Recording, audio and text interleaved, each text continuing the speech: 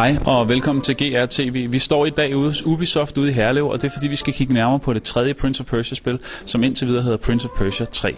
Jeg skal snakke med Ben Mattes, som er producer på spillet, og så skal vi se en hulens masse in-game play fra Prince of Persia 3. Så følg med, det bliver rigtig godt. Alright, well, I'll start off, I guess, by talking about a key element for Prince of Persia 3, which is really a refocusing on the story. We are trying to create the ultimate action-adventure game. That's our ambition. We want to create the action-adventure game that sort of sets the standard, sets the precedent for all games to come. And that's a lofty ambition, given that we have Sands of Time and Warrior Within, you know, as our precursors. But hopefully, when you play the final game, you know, you'll agree that we succeeded. In the presentation, I'll talk a bit about, or quite a lot about, action, and you'll see some of the new features of the game center around this idea of maintaining a very fast-paced action gameplay. But I want to start off by talking about the story, i.e. the adventure component, because, well, it really has a lot to do with the game. So, the story takes place just days after Warrior Within ends. So 7 years go by between Sands of Time and Warrior Within, but only 2 days or 3 days go by between Warrior Within and Prince of Persia 3. Prince and Kylina, the Empress of Time, are returning home from the island of Time to the prince's hometown, the city of Babylon. And the prince has promised Kylina that his father, the king, will welcome them both home and sort of roll out the royal red carpet in celebration of his son's return. Instead, when they arrive at the city, they see that it's under siege by an enemy army, a human army, that the prince does not recognize. And immediately that army attacks the boat, destroying it, knocking both the prince and Kylina unconscious, and thus leading into the in-game cinematic that you saw in the beginning of the sequence here. So the game starts with the prince regaining consciousness and trying to rescue Kylina, trying to figure out what's happened to his father, trying to find his father and any remnants of the Babylonian guard, the defenders of the city, what's happened to all of them, but most importantly, figure out who is this enemy who is occupying the city, what do they want, and, you know, does he have any chance to, like, get rid of them? I mean, can he possibly hope to save the city from this enemy army? Whoops. Thank God for Sands of Time powers. Can he possibly hope to save this? Why do I keep on missing this jump? What he realizes very early on is that this army is not like enemies he's faced in the past. The enemies of Warrior Within were, for lack of a better word, they were cannon fodder. I mean, he could walk into the middle of them and tear through 6 or 7 or 8 of them at a time because they weren't very strong. This time around, however, the army is made up of very powerful mercenaries who each of whom provide a significant challenge to the prince's combat skills. So if he wants to succeed, he can't hope to do it through strength of arms alone. He has to adapt. He has to act and think fast, but most importantly, he has to kill fast, and thus is the introduction of one of the new selling points, one of the key features of Prince of Persia 3. It's what we call the speed kill system. So the idea behind the speed kill system is that the prince uses his acrobatic and combat skills to sort of unleash a very high-risk, high-reward, dramatic combo that's player-controlled, and it's all about precision button timing. So the player has to press the button at exactly the right time to continue through the combo. So you see the screen here, there's a sort of red bloodlust. That's the sort of the trigger, the graphical trigger to the player. Press the Y button to start the speed kill. And then you'll see that there's this sort of white filter. Now, given that this is a tutorial, I have an unlimited time to do this. But this is the graphical filter that's the cue to the player. Press a button to continue through the combo. So I press X, I do one move, I press X again, I do a second move, killing the enemy, allowing me to, if necessary, pick up his fallen weapon, arming myself so that I'm more powerful in any free-form fighting that might occur later on in the game. Now, speed kills are a very important part of the game. As such, obviously, we've done a lot of work to make sure that they continue to be fun and rewarding throughout the experience. There is quite a variety of speed kills throughout the game, depending on primarily two factors. The first of which is the strength of the enemy. So stronger enemies will take more speed kills, more hits to kill. These guys take 2 hits. You'll see some enemies later on who take just 1 hit, the archers, because they don't have very strong armor. And then we have 3, 4, and even 5 hit speed speed kills against some of the more powerful enemies of the game. The second parameter that determines the type of speed kill that you're doing is the number of enemies that you're fighting. So there are situations in the game whereby the prince will want to take out 2 enemies simultaneously in one speed kill combo. So you'll sort of see him doing this traditional prince style, very kind of like flourishy move where he kind of jumps on one guy, slashes him, backflips to the other guy, slashes him, backflips to the other guy, and slashes him. It's pretty cool. The choice is almost always given to the prince. Now, that depends on one thing. It depends on maintaining the element of surprise, maintaining control of the situation.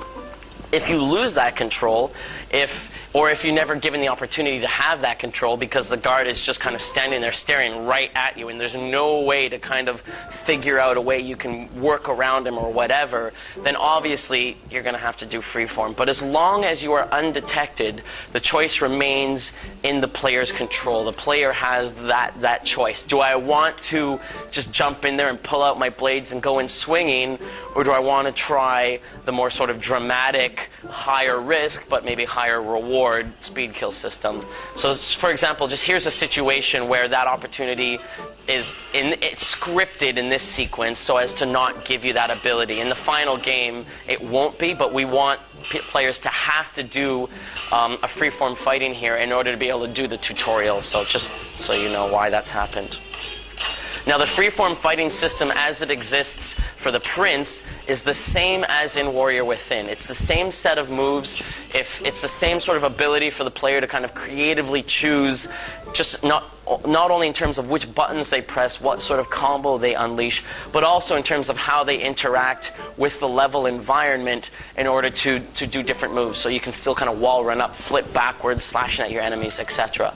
We are, however, introducing an all-new freeform fighting system, completely unique, a completely different style of fighting, but I'll talk a little bit more about that in a later level.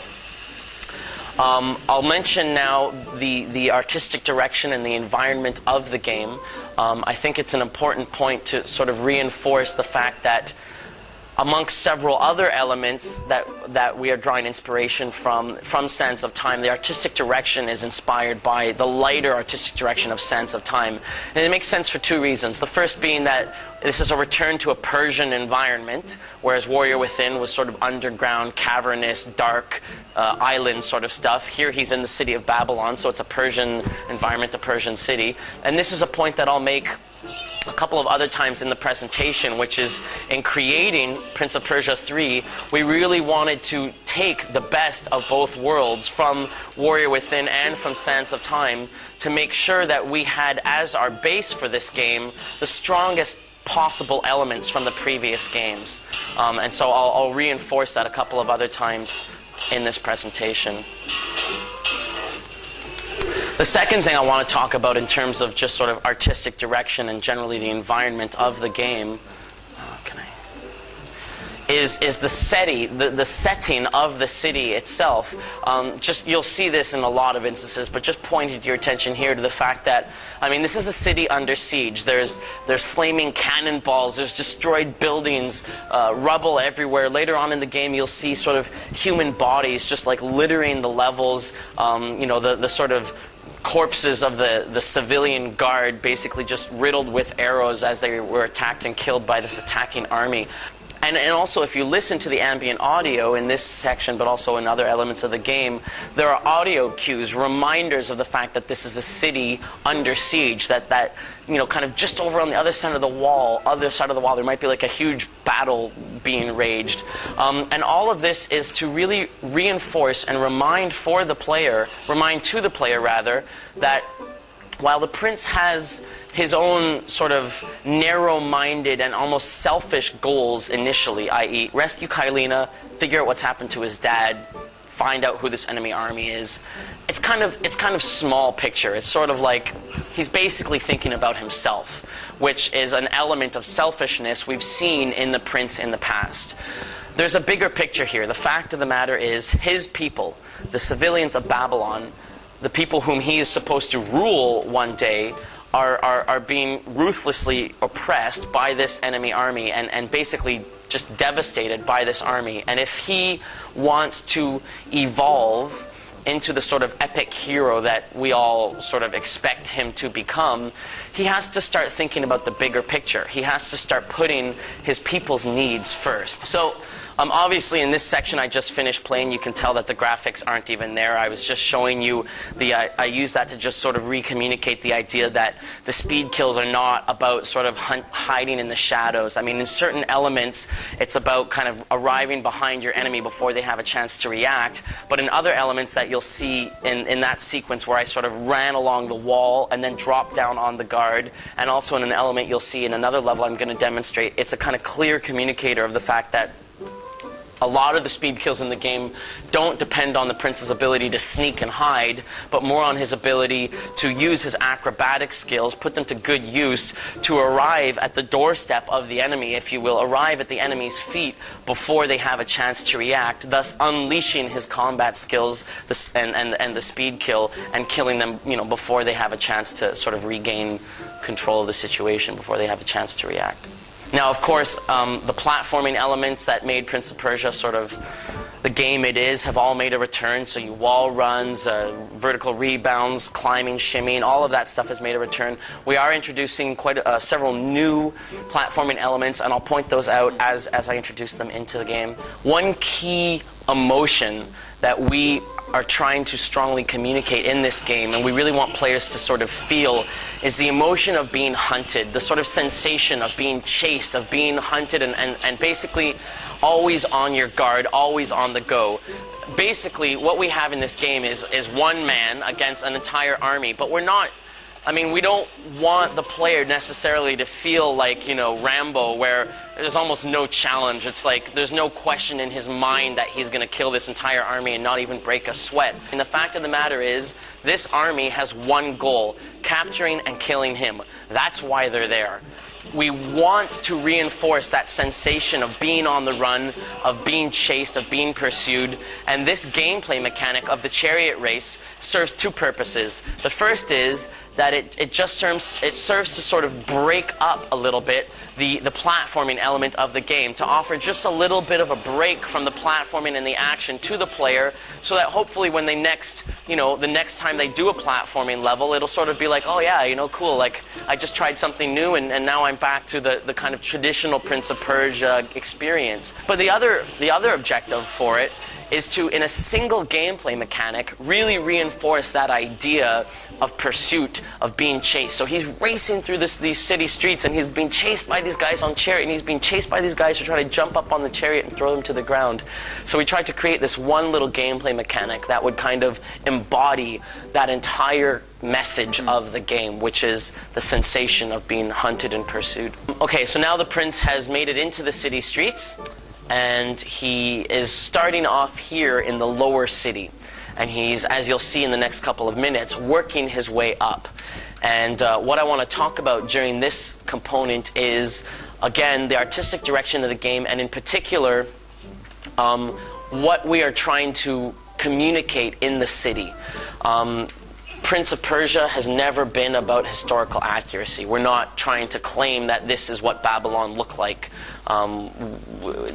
Historical accuracy is not our ambition. However, we do want to give the city a sort of feeling of legitimacy, to kind of create the sensation of people thinking, you know, maybe this could be what Persia looked like, or maybe this could be what Babylon looked like, and you know, yeah, it makes sense. That I imagine that they had that kind of stuff there. And then as the prince climbs up here, he's obviously working his way towards the upper city, the high city, where what we want people to feel like is, oh, so here's where the wealth is. This is where the wealthy people live. So just looking at this transition as an example. So he comes in here from the lower city, and it's this kind of like muddy brick, and then he enters the higher city, where suddenly, you know, just the textures themselves have a little bit more detail, a little bit more intricacy, and you know, there's some more symbols of wealth. There's goods, there's pottery and grains of rice or whatnot lying about. There, you know, Persian-style rugs, etc. Just this idea that you've reached the rooftops.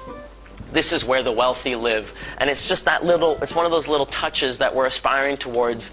Yeah, like I said, to really sort of add that sense of legitimacy to the sort of fantasy realism, if you will, of the city. Here's an example of the speed kill, right? You have this sort of enemy guard who's sort of standing there conveniently looking the other way with his back to you.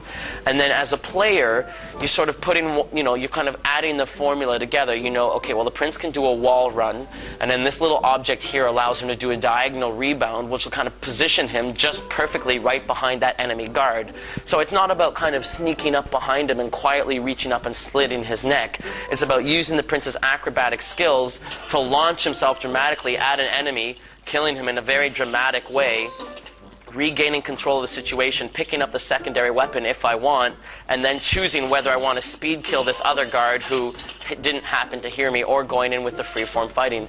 Now, of course, the guards are not stupid. They can hear. If I had missed that speed kill, that guard would have heard. If I had accidentally swung my sword against the wall and made a loud noise, the guard would have heard. If I had broken something or done like a walling move like that and landed heavily on the ground, the guard might have heard.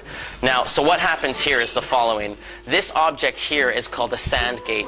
As soon as that guard saw me, he ran up and activated that sand gate, which then allows other enemies to teleport in, basically outnumbering me in a very significant way. Right now there's 4, but more can also teleport in. It might be 5, maybe even a 6-on-1. So in this situation, it would have been in my best interest to use a speed kill. If I could have killed this sand gate guard with a speed kill before he had activated the sand gate, I never would have been so sort of hopelessly outnumbered. So this is one of the situations whereby it's not forced on the player to do a speed kill, but it is sort of in their best interest to do so. So not only does he have a unique design, though, he also has a unique personality and a completely unique agenda in the game, and he has his own unique set of moves, his own unique gameplay. He uses the chain that the prince cannot remove from his arm. For the prince, it's too painful to remove it, but for the Dark Prince, he's sort of masochistic, and it's just sort of an extension of his body. So this is a very sort of preliminary version of the chain. Right now, it's all just done in code. Obviously, it's not quite finished, and the final version will be a lot more cool looking, but he can use this chain for his own sort of freeform fighting style. So all of his freeform fighting moves center around the use of this chain, swinging it in these very sort of dramatic, vicious arcs, where he can then slash at enemies vertically and horizontally, use the chain to wrap it around their neck, pull them towards him, where he can then use the dagger to finish them off. And he also uses the chain for his own style of speed kills that are sort of these very vicious neck-breaking moves, where he uses the chain to strangle his enemies, eventually breaking their neck or decapitating them with this bladed chain. And then when the player finds the water of life, the healing water, this allows him to temporarily sort of push back the infection, allowing the prince to regain control of the body. It is for us another key selling point of the game, the fact that the entire game takes place in the outdoor urban environment, the city of Babylon. I mean, the majority of the game this time takes place in an outdoor, open-air environment, the rooftops or the streets and alleyways of the city of Babylon. We're sort of taking the prince out from the primarily indoor, sort of cramped, long, narrow corridors of Sands of Time and the sort of cavernous underground rooms of Warrior Within. So again, that's a diagonal rebound, one of the new platforming elements in this game. In this sequence here, the prince will start to hear ambient audio of civilians crying and screaming, and there'll be in-game cinematics that show sort of civilians being dragged through the streets by guards, crying, "Oh no, don't take me there, he's a monster, he's going to kill me," etc. Obviously, the build-up, the sort of emotional build-up, if you will, of a boss battle. So we're bringing bosses back in Prince of Persia 3. We introduced the idea of sort of boss combat, or Prince of Persia-style boss combat in Warrior Within. We want to bring bosses back and make them kind of cooler and more fun to play than ever, but we also want to tie them into the story in a more direct way so that players have a better understanding in terms of how these bosses came to be. I mean, why do they look the way they look? Why do they have the powers that they have? Why do they have the magical abilities that they have?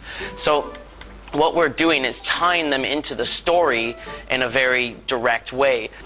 So players' first instinct might be to try and sneak up on this guy and try and hack at his legs. They'll soon find out that his defenses are pretty strong. He's quite agile for a big fat guy.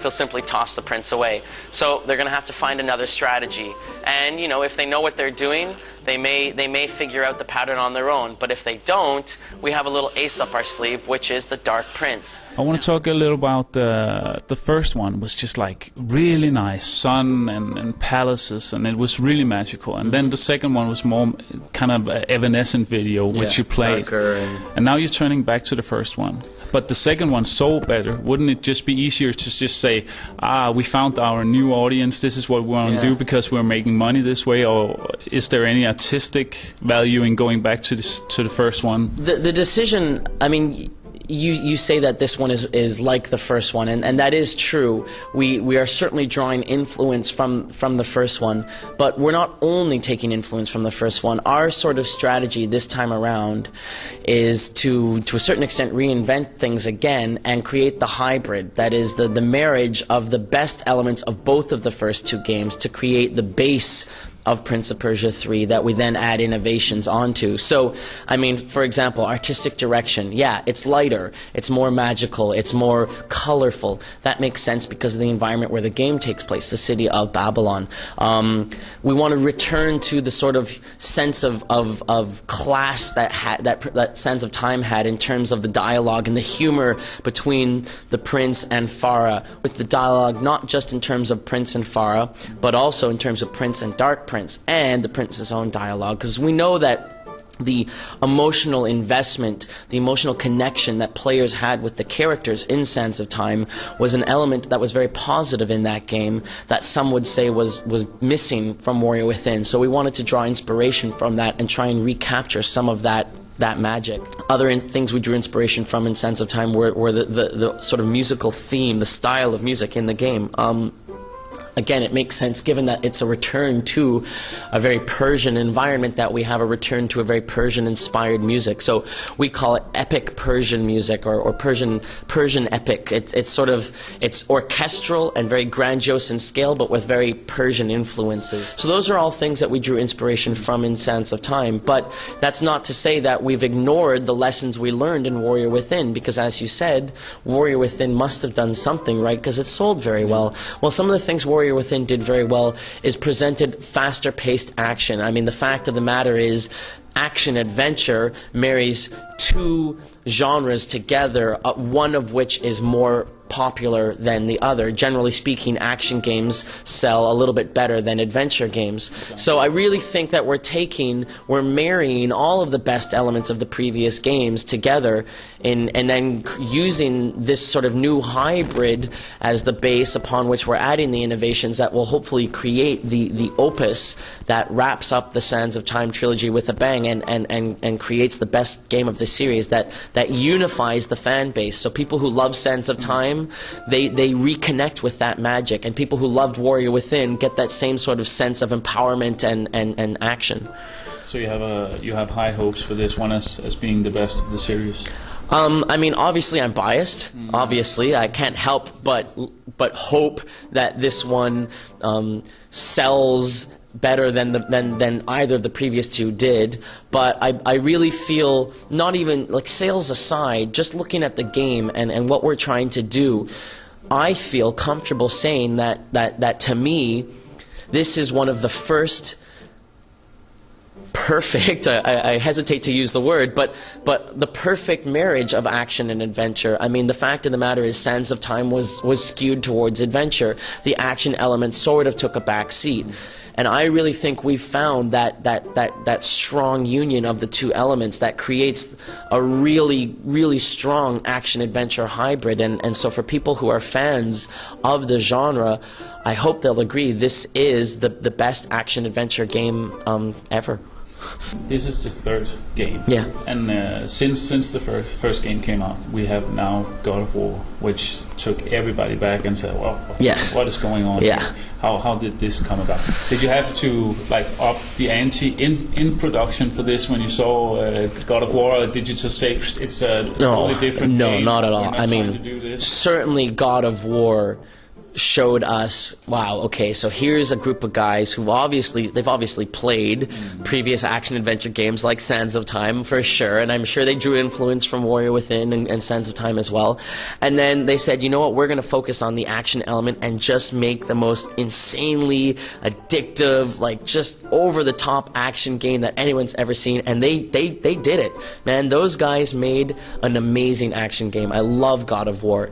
If we can come close to giving that sort of sense of control and just amazing, very dramatic action that God of War, if we can even come close to that, I'll consider it a success, because we then, I hope everyone will agree, you know, have them beat, if you will, in terms of the story, in terms of the characters, in terms of the platforming and the puzzle solving and all those other elements. Most of the time, prequels, sequels, all that stuff, it just tends to grind. But do you think the third one is by far the best? I hope so. Again, I'm biased. I don't think I'd be much of a producer if I said, "Oh no, this one doesn't compare to the first two." But I mean, I'm first and foremost a fan, a player, and I've played both games, and I loved both games, and I really feel like we've taken everything they've learned, everything that those teams sort of sweated through for the last 4 years now. We've taken all of that and improved upon it and fine-tuned it and added our own cool new innovations that I really think maintains the magic and adds enough uniqueness to create the best of breed. And I really hope that people agree. Well, thanks for your time. No problem. Thanks for yours. Ja, det var så alt vi havde herudefra omkring Prince of Persia 3. Jeg håber I har nydt det, og I har fået set rigtig meget indgame og har lyst til at kigge nærmere på spillet, når det lander i starten af december. Så læs vores anmeldelser og læs vores previews til den tid. Hej.